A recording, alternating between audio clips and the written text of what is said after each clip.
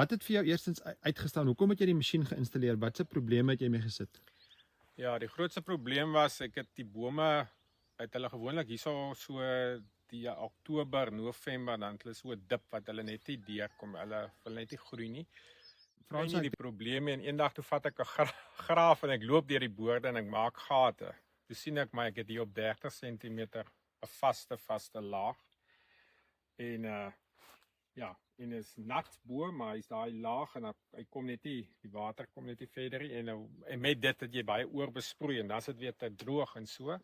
En ja, toe ek onthou ek was by Marco Skraal by 'n praatjie van julle. Toe daai klokkie weer gelei van die masjien en toe ek hom laat insit. En ja, ek is tevrede. Die bome lyk baie beter. Ek het 2 blokke wat ek dit nie op doen nie, wat ek duidelik sien die bome daar is 'n bietjie geeler, hulle het nie so lower groen nie.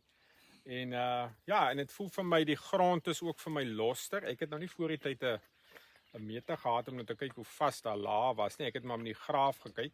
So maar nou die dag toe die pyp iewers wat stikkend was en ons maak hom oop en toe ek die man daar grawe, toe sien ek maar dit lyk tog of hierdie laag of dit beter gaan en daar's baie lekker wortels. Maar ja, ek is tevrede. Ek dink die bome lyk goed.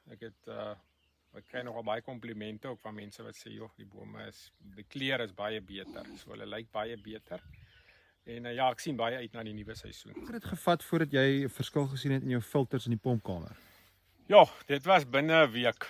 Nee, binne 'n week toe ek oopmaak, toe het hulle regtig, die ringe was skoon. Hy het nog baie aanpaksel op die ander dele gehad, maar die ringe het baie mooi skoon. So dit het ek sommer gou gesien.